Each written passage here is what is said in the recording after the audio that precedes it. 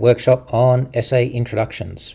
Now, these are essay introductions for a prepared literature studies essay, and we need to make sure that we've got in our essay introduction, we need to make sure we've got the title of the text or text that we're studying, the author, the context of the text, and most importantly, the thesis statement. Your essay must have a thesis statement, and the thesis statement is what your essay is going to prove about the text you're analyzing. Let's take a look at some examples. Here's an example from Siegfried Sassoon,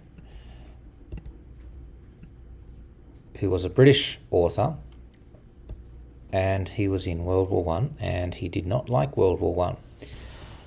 Suicide in the Trenches by Siegfried Sassoon, 1886 to 1967, was one of the many poems Sassoon created in response to World War I. He didn't agree with the idea of sending millions of innocent soldiers into a war they did not start, and he especially didn't like the fact that the men who sent them to war remained away from the combat at all times. He uses methods such as a change in mood and tone, imagery and contrast to express his thoughts on the subject. So we've got our poem title, we've got our author, we've got a bit of context here. We've touched on the purpose of the poem, which is fine to put in your introduction, and most importantly, we've got our thesis statement. And within this thesis statement, we've also got the points that the essay is going to touch on. Change in tone and mood, imagery and contrast. So as a reader of this essay, I'll expect the body paragraphs to deal with these points here of mood and tone, imagery and contrast. Let's take a look at another example. Here's one on a poem called Million Man March by Maya Angelou. The Million Man March poem was written by civil rights activist and poet Maya Angelou to empower and encourage all African Americans to fight against inequality. The title of the poem comes from the Million Man March, a political demonstration that occurred in Washington, D.C. on October 16, 1995. Many African Americans advocated for African American rights, with an estimated number of 400,000 to 1.1 million marchers. Angelou makes excellent use of repetition and rhythm to transform the poem into an anthem for equality. So again, we've got the poem title, we've got some author context, we've said who the author is, we've touched on audience and purpose here, and that's fine to put that in an introduction. We've got a little bit more context coming next, and then we've got our thesis statement. And as we saw in the last example, this thesis statement also includes the key points of the essay, repetition and rhythm. So as a reader of this essay, I will expect the body paragraphs to deal with repetition and rhythm and prove how those elements make this poem an anthem for equality. So what do you need for a strong introduction? Well, you need to have a hook. You need to have some context, a thesis statement, and the topics you will cover, your arguments. Let's take a look at another example. Now here's an example from one of my colleagues, and he's written an essay about William Shakespeare's play Macbeth. So let's take a look at this. Who would have thought that a man like William Shakespeare, who didn't allow women to act in his plays, was a feminist? In Shakespeare's first play for King James, he looks at many issues facing British society, including the philosophical debate of fate versus free will, the drive of ambition, and gender roles. In this essay, we will see how Shakespeare attempts to show the absurdity of assigning gender stereotypes by reversing them throughout the play Macbeth, through the characters of Lady Macbeth, Macbeth, and Macduff. So we've got our hook. Who would have thought that a man like William Shakespeare, who didn't allow women to act in his plays, was a feminist? So that's a question, a rhetorical question that is engaging for the reader. We've got some context to Shakespeare and the play Macbeth. We've got our thesis statement. We will see how Shakespeare attempts to show the absurdity of assigning gender stereotypes by reversing them, and the topics we're going to cover. So we're going to get a paragraph on Lady Macbeth, one on Macbeth, and one on Macduff. So let's dig a little bit deeper into hooks. What can make a good hook? Well, a question can make a great hook, as can a quote. Now, the quote can come from a well-known person. It can come from the text that you're studying. You need to make sure it's relevant. That's the key thing. It can't be any old quote.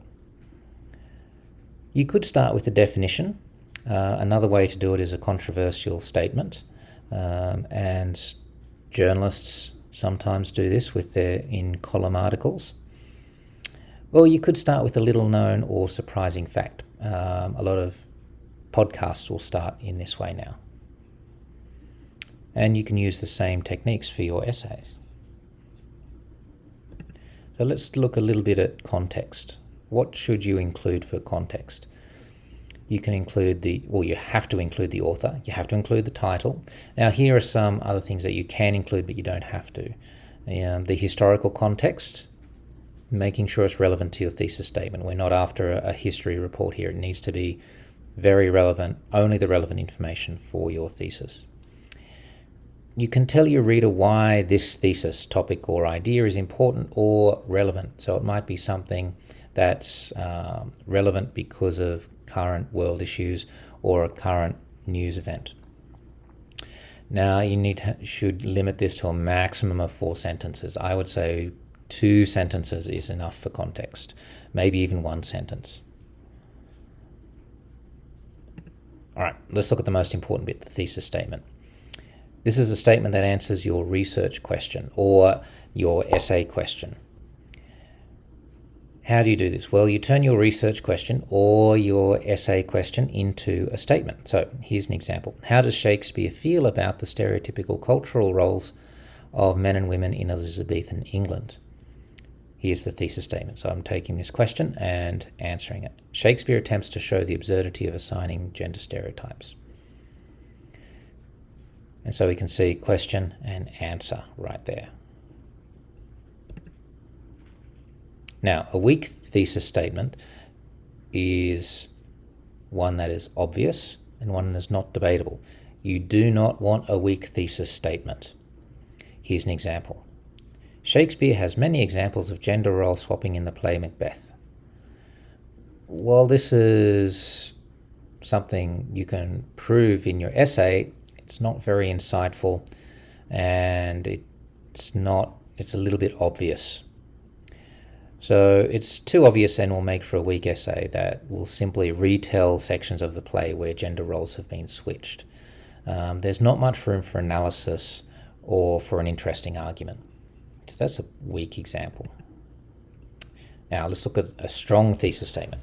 A strong thesis statement is something that is debatable. You need to collect your arguments. It's not simply retelling parts of the story. It moves beyond the obvious, and it often has a topic and a controlling idea. So that's similar to topic sentence construction. Here's our example.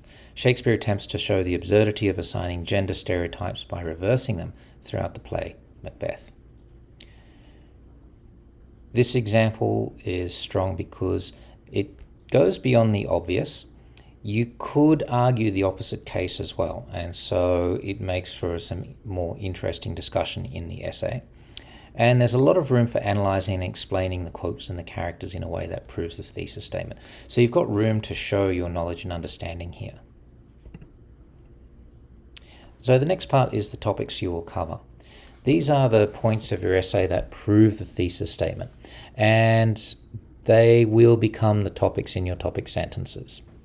So from our Shakespeare example, we've got the characters Lady Macbeth, Macbeth, and Macduff. They're the points. So the first body paragraph is going to be about Lady Macbeth. The second one, Macbeth, and then the last one, Macduff. Now, it's also, you can have other body paragraphs in there, that's fine, but these are going to be the most important ones.